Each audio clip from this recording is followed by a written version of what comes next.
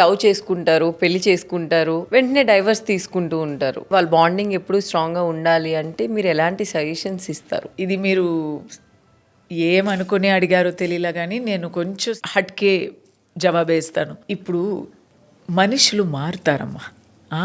మనకి 20 yearsలో ఉన్న మక్సదులు 30లో ఉండవు.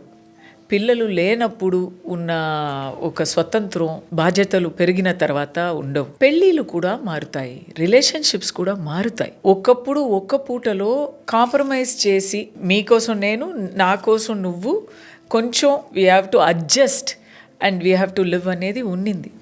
Now that is not there. We don't have to adjust, we have to take care of us first. అది తప్పని చెప్పలేను, ఎందుకంటే ఆదర్శ దంపతులు అనేది అన్ని చోట్ల మనం చూడలేము. ఇప్పుడు ఈక్వల్ ఫుటింగ్లో ladies and gents are equals now. It's not dependent relationship. దాంట్లో డైవర్స్లు వస్తాయి.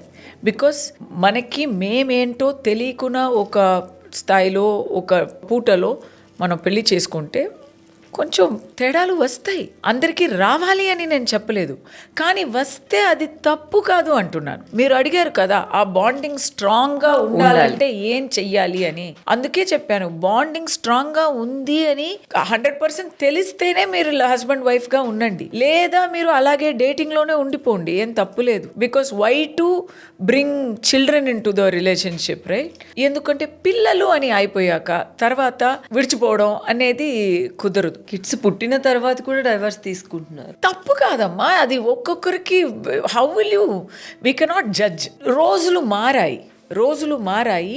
దీని ముందు జనరేషన్స్లో డైవర్స్ అంటేనే ఆడదినే నిందిస్తారు, కానీ మాకు తెలుసు ఎవరు తప్పు అని. ఇప్పుడు ఇద్దరు మధ్య ఉన్న అండర్స్టాండింగ్, బాండింగ్ని వేరే ఎవ్వరు అనుకున్నా మ్యానిపులేట్, కంట్రోల్ చేయలేరు. డైవర్స్ అనేది తప్పు కాదు.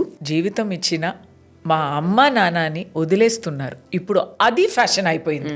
మనీ కోసం ఇంట్లోంచి బయటకు గెంటేయడం, అనాథాశ్రమంలో వేయడం, టైం లేక, సో ఇలా కూడా జరుగుతున్నాయి. See that I cannot accept at all. మాకు గుర్తు తెలియనప్పటి నుంచి మమ్మల్ని పెంచి పాలి మా కోసం జీవితం ఇచ్చిన మా అమ్మ నాన్నని ఒక ఫ్యూ ఇయర్స్ మీరు పెంచుకోలేరా, చూసుకోలేరా? ఒక కొన్ని రోజుల్లో, కొన్ని ఏళ్ళు చూసుకోలేరా? అలాంటి వాళ్ళ మీద మీ ఒపీనియన్ ఏంటి మ్యామ్? అలా తల్లిదండ్రులని వాళ్ళు నరకానికి వెళ్తారండి, నేను నమ్ముతాను. అది పాపం, అది ఆ కర్మ వాళ్ళని వదిలేదు. అది వాళ్ళు కన్ను ముందే తెలుస్తుంది. మీకు ఛాన్స్ వస్తే మీ అమ్మ, మీ నాన్నగారికి ఒక్క విషయం చెప్పాలంటే ఏం చెప్తారు? ఆ ఛాన్సు ప్రస్తుతానికి రాకూడదు అని వేడుకుంటున్నాను, ఎందుకంటే ఇద్దరు ఎప్పుడో వెళ్ళిపోయారు, ఈ రోజు కూడా గుర్తు వస్తున్నారు. ఇద్దరికి నేను ఒక్క మాట మాత్రం ఇప్పుడు కూడా I wish they had been there. ఇస్ మా అమ్మాయికి 3, మా అబ్బాయి పుట్టలేదు, సో అప్పుడు ఇద్దరు పోయారు. I wish they had seen their grand children.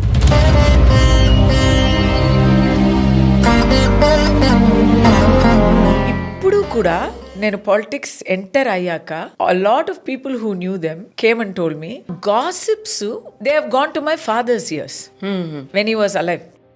ఇలా మాట్లాడుతున్నారు, పెద్ద గాసిప్ వచ్చింది ఒక బిజినెస్ మ్యాన్ తో అని వెళ్ళి మా నాన్నగారికి చెప్తే